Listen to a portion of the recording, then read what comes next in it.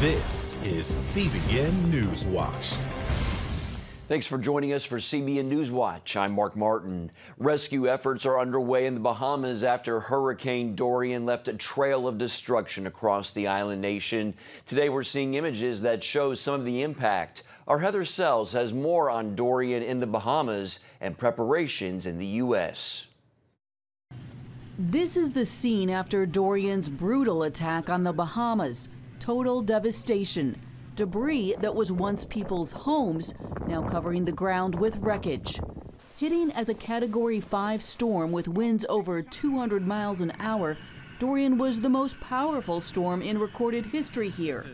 It targeted the Abaco and Grand Bahama Islands, known for their marinas, golf courses, and all-inclusive resorts. Even worse, Dorian stalled over these islands and their 70,000 people for 2 days. Well, going through it was terrifying. We're happy to be alive, glad that my family is safe. Rescuers report seeing bodies floating in the water. The final death toll won't be known for days. The U.S. Coast Guard is helping lead search and rescue, but there's still areas that first responders can't reach. People are using boats, even jet skis, to try and reach those who have lost everything. A humanitarian crisis is emerging in the Bahamas. The main hospital on Grand Bahama is unusable. Homes are destroyed, and more than 60,000 people need food and clean drinking water. And Dorian's not done. It's now a Category 2 storm, but with winds at 110 miles an hour, it's still considered dangerous. Authorities have asked 2 million people in Florida, Georgia, and the Carolinas to evacuate.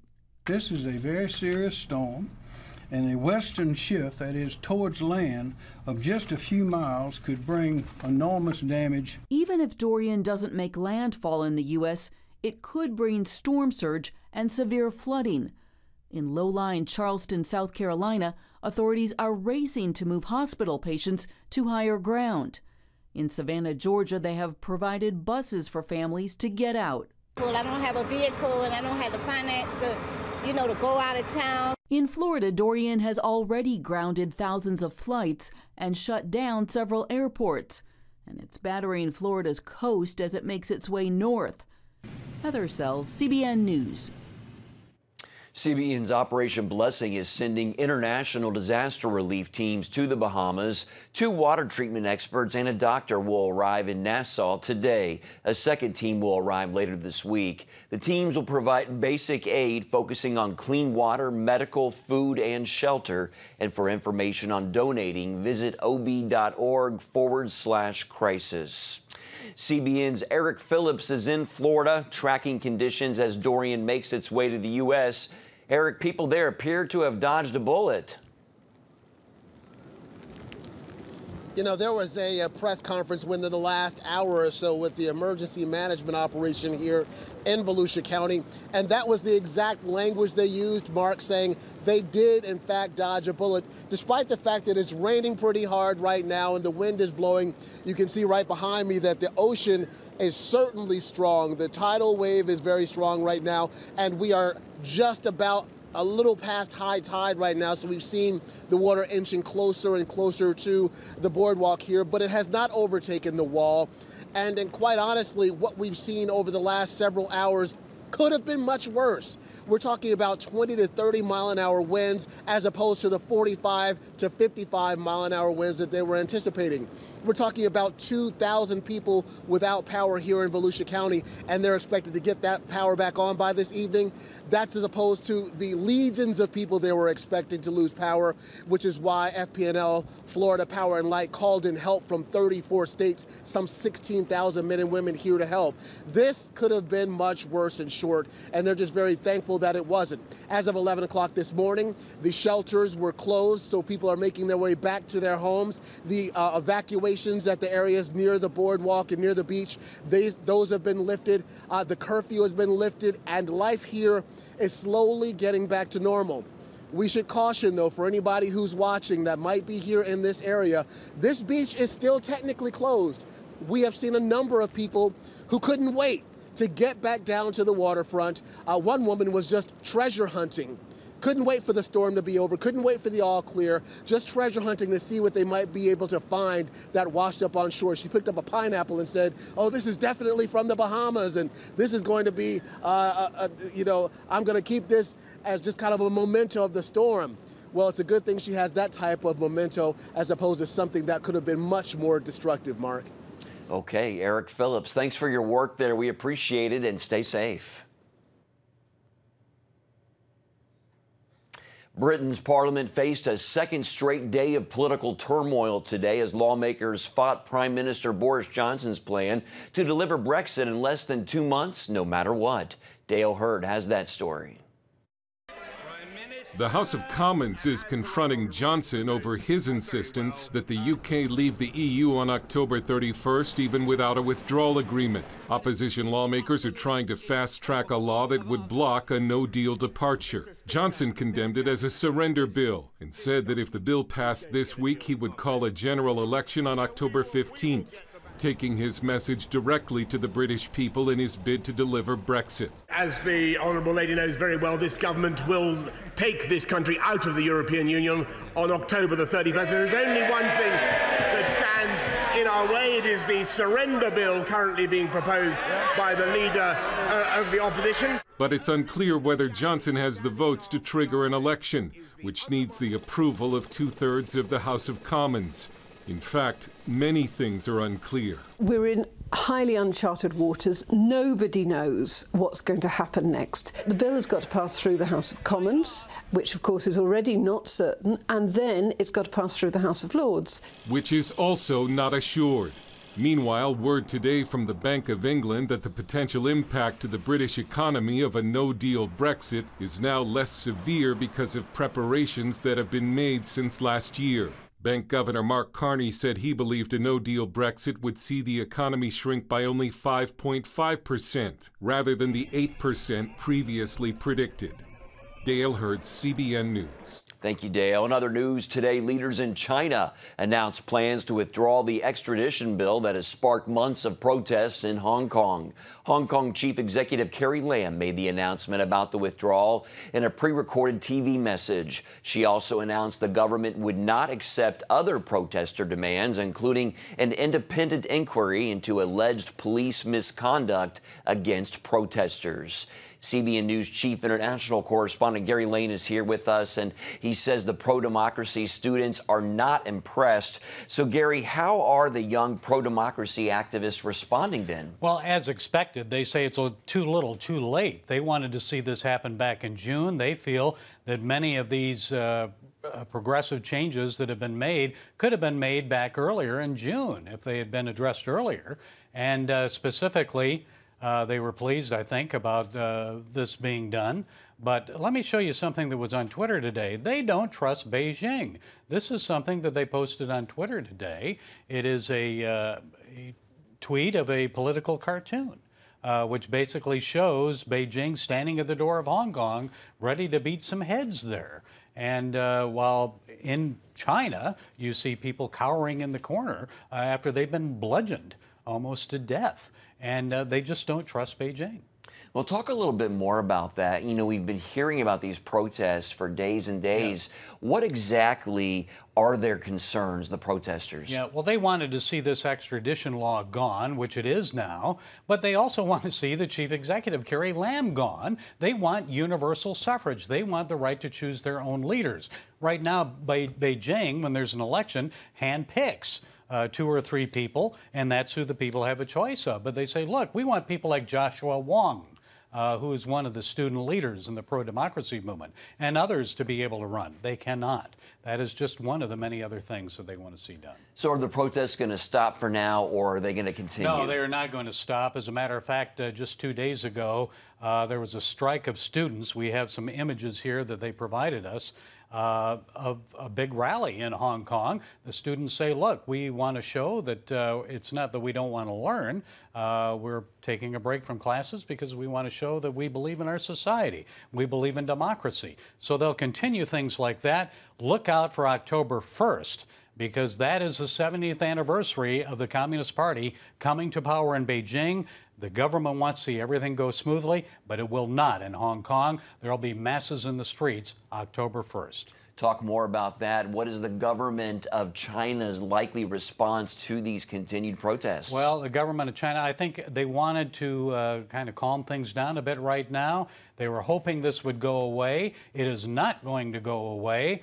In the meantime, I think you're going to see tougher measures from Beijing eventually, because they cannot stand to see democracy spread to the mainland. If they do, it will threaten their control and their power. But also, Mark, what they can't stand to see is a major crackdown in Hong Kong, because if they do that, the economy there will be hurt big time, and we're talking billions of dollars. So they've got to be very careful of how they manage this.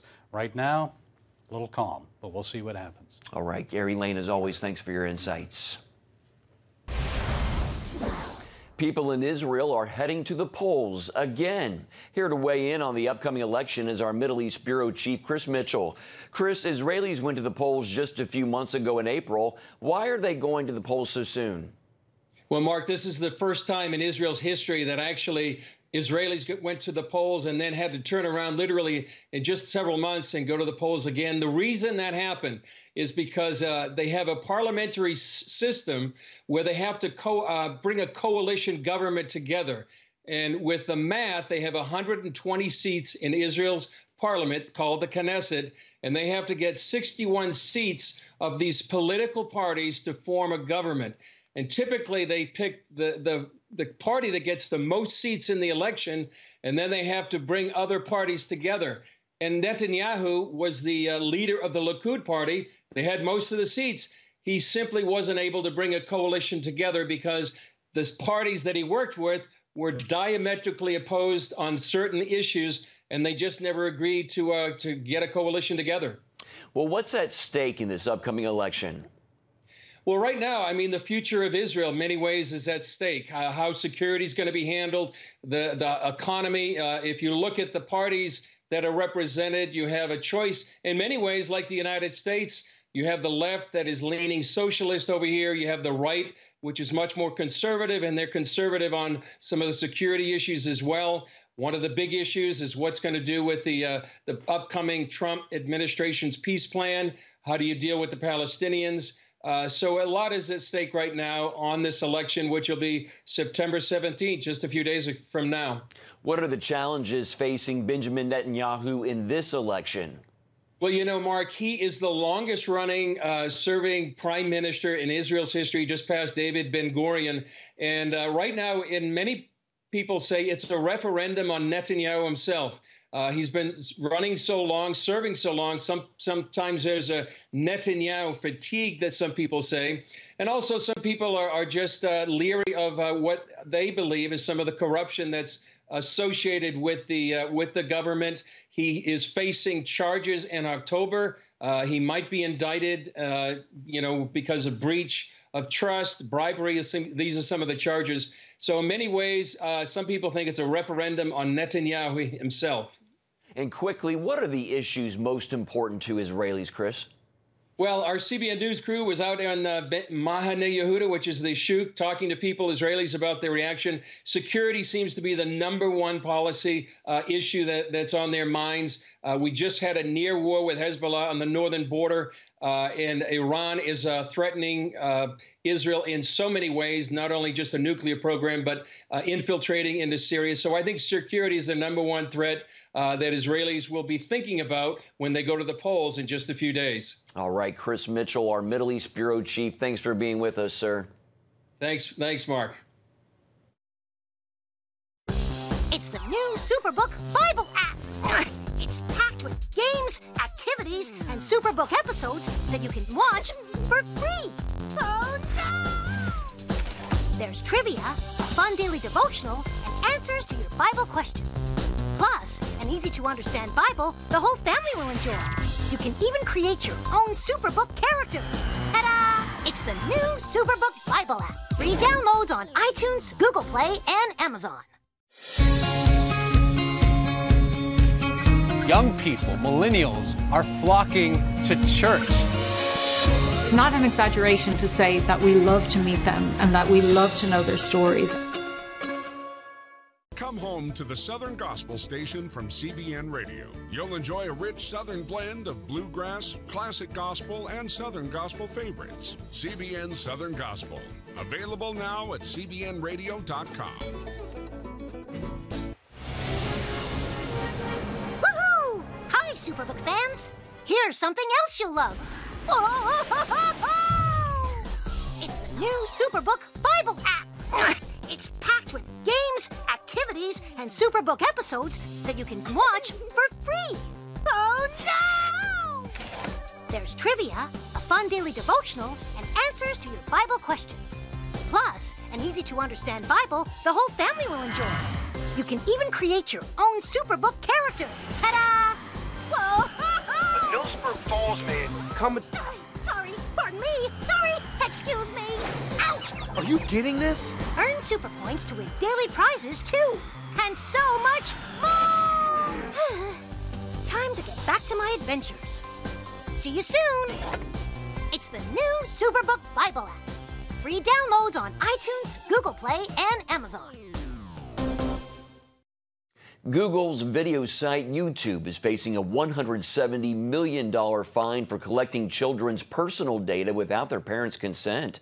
This comes after a Federal Trade Commission investigation about the way YouTube handles data of children under the age of 13. Young children are protected by a law that requires parental consent before companies can collect and share their personal information. FTC officials say Google touted its popularity with children to prospective clients. The days of choosing a car after first visiting a dealership and browsing around are a thing of the past. That's because the traditional car buying experience is changing along with technology. Consumers are now armed with information they've been able to get online, and that presents a new challenge for car dealers, manufacturers, and innovators who are looking to revolutionize the car buying process even more. Caitlin Burke has that story. For Ray Huffine, selling cars is more than just a job, it's a passion. I worked during the summers. When I got my driver's license and I was in school, I would go to my dad's dealership. Passed down from generation to generation, the Huffines dealerships have seen their fair share of change. World War II, all the car manufacturing plants got turned into military manufacturing vehicles, so there weren't any cars.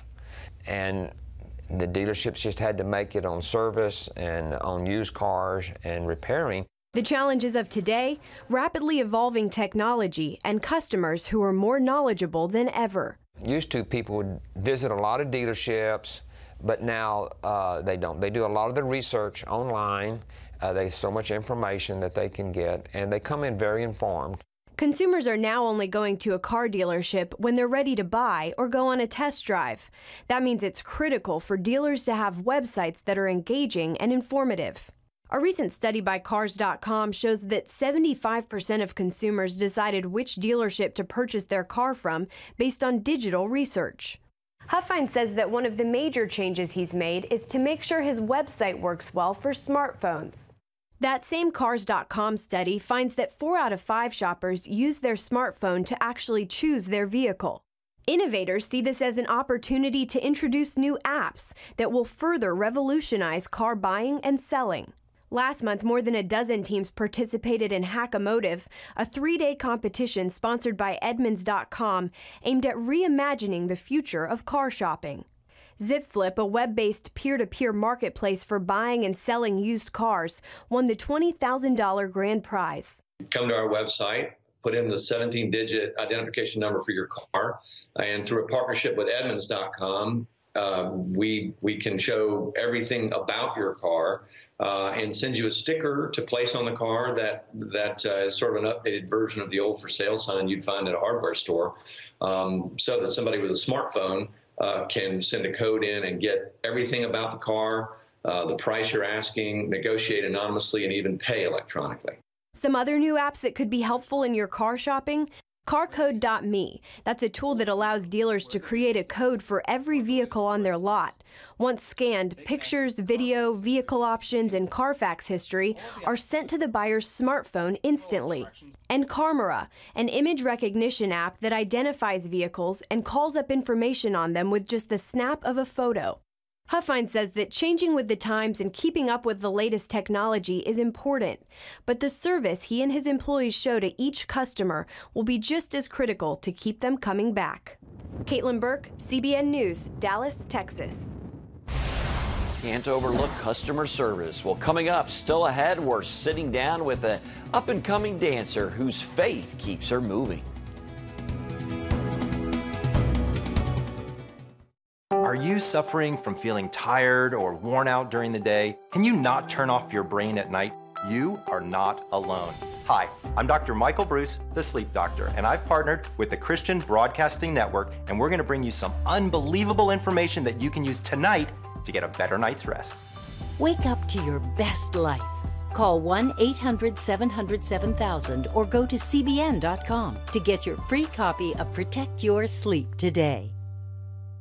If you want to be an attorney with a passion for serving people and for excellence, Regent University needs to be high on your list. Regent's award-winning law school doesn't just create lawyers. We create leaders, judges, prosecutors and defense lawyers, civil litigators, and leaders in government. My focus has been trying to really make sure we have the future leaders we need for the bench and the bar and for society generally. You'll learn from highly credentialed leaders who are current and former judges, distinguished scholars, and ACLJ counsel. I'm so glad I chose Regent. The relationships here have been amazing. The faculty have been amazing. Not everybody's called to the same thing when they leave law school, but they're called by a God who has a purpose for their lives, and He is going to use that education to make a difference in the world. Regent will prepare you to be a purpose-driven, practice-ready lawyer. To start your rewarding law career, complete the online application, submit your transcripts, and take the law school admissions test by July. Apply today.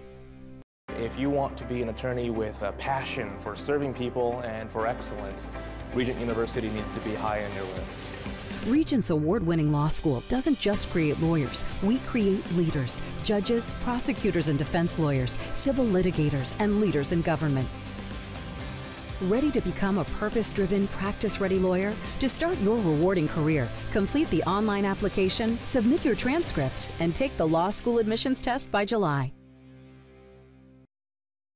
Welcome back. Paige Frazier is a dancer whose talent earned her a performance with some of the biggest names in music, a television commercial, and spots in some of the most popular dance companies. But perhaps an even bigger story is her faith in the face of an obstacle that could have wiped out her career before it even got started. Ephraim Graham brings us this story.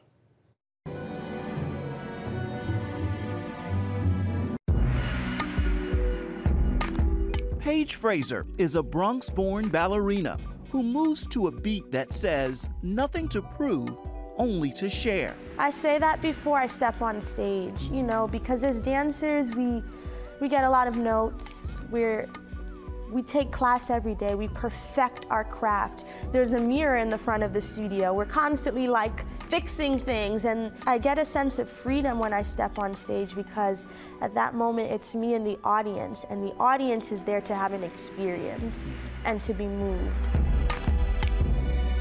Moving is possibly the best way to describe Paige's personal journey to the performance stage. You started dancing at how old? 4? 4 years old, yeah. So I think I had like this natural instinct in me for just movement and music, and it lit something in me. But her dancing light was in danger of being dimmed for good before it even began. So you start dancing at 4. At 10, you kind of realize this could be a living for me. Absolutely. But then at 13, what happens? Yeah, I remember freshman year, I went in for a physical, and the doctor, you know, did their examine, typical routine. I was asked to bend forward and stand up, and they noticed a slight curvature in my spine. Doctors diagnosed Paige with scoliosis, a condition that could be debilitating. Seeing that at 13, not really understanding what that was, why it was happening to me, felt very isolated. And of course, my dream of being a dancer since 4 years old to then, all those years of hard work seemed really distant.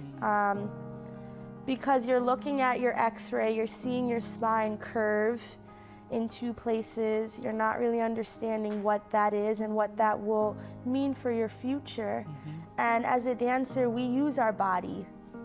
We use every part of our body, It's your you know? instrument. Exactly, and alignment is very important, making sure your hips, your shoulders, your knees, your ankles, everything is like square. Surgeons wanted to operate, but Paige's parents insisted she'd keep dancing and surgery would be the last resort. My life kind of took a 360. I saw my chiropractor twice a week.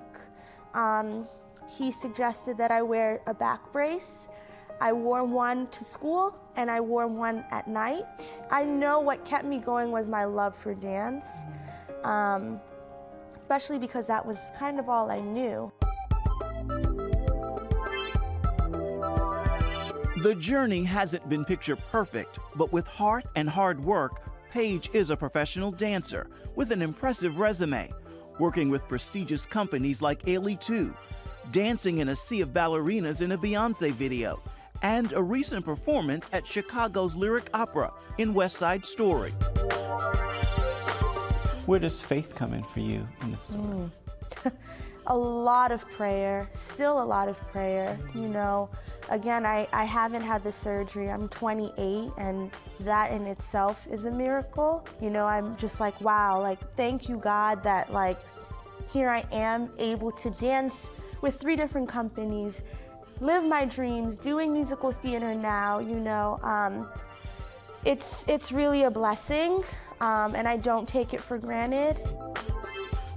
Paige has turned her gratitude into the Paige Frazier Foundation, What did you learn in Oregon today?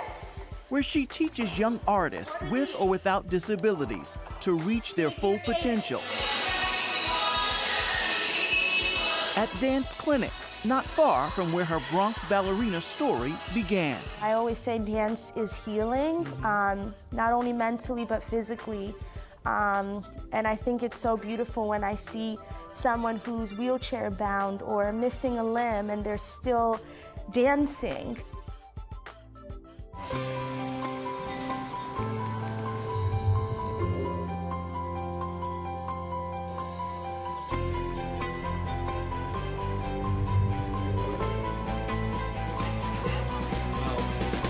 I am Regent's first ROTC graduate student.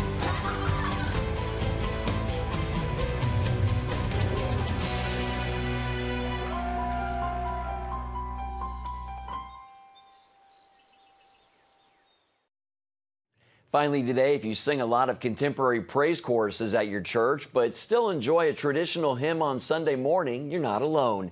Christian Today reports a new study shows hymns are still a valued part of church worship. The Lifeway study of 1,000 Protestant pastors found a majority continue to include hymns as part of their praise and worship time. 69% said hymnals were used on a regular basis, second only to piano music. Boy, I love the old hymns. Holy, Holy, Holy is my favorite. That's it for this edition of CBN Newswatch. Remember, you can find more of our news programs on the CBN News channel anytime or online at cbnnews.com. Thanks for watching. Have a great day.